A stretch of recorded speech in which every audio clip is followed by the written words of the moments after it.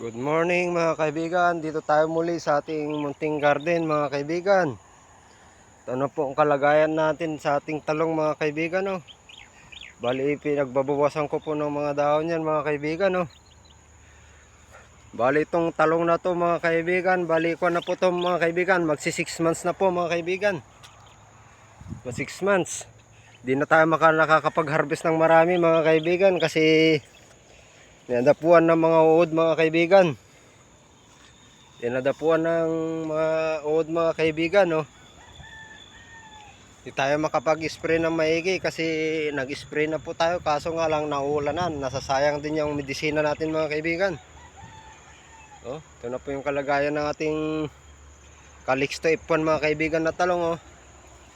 6 months, magsi 6 months na po to mga kaibigan. Tingnan nyo yung mga bunga nya. Akaroon ng uod mga kaibigan. Sayang yung mga bunga mga kaibigan. Tingnan nyo po. Uod. Sayang. Ito po, bali magsi 6 months na po ito mga kaibigan. Yan na po siya mga kaibigan. Halos wala nang naibubunga Maraming bulaklak mga kaibigan pero walang nabubung bunga kasi sa uod mga kaibigan, sa mga uod sa bunga mga fruit borer mga kaibigan. Marami pa rin. Magsi 6 months na po tong talong ng Calixto po natin mga kaibigan. Ito nga po pala yung nalagay kong kan. Sinubukan ko pong maglagay ng fruit fly trap. Ito po ating fruit fly trap. May mga insektong nasa loob mga kaibigan. Ayan yung mga insekto. Sa loob po sila mga kaibigan. Yung mga insekto po.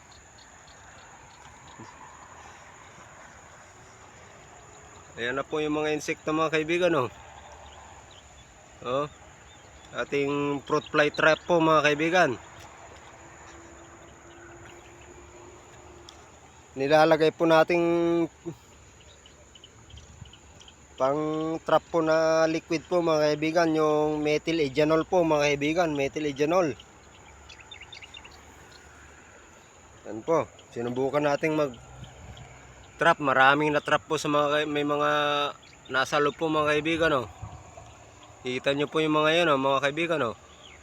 Ay mga fruit fly, mga insekto. Itong ating update sa ating talong. Hanggang dito na lang po. Magandang umaga sa ating lahat.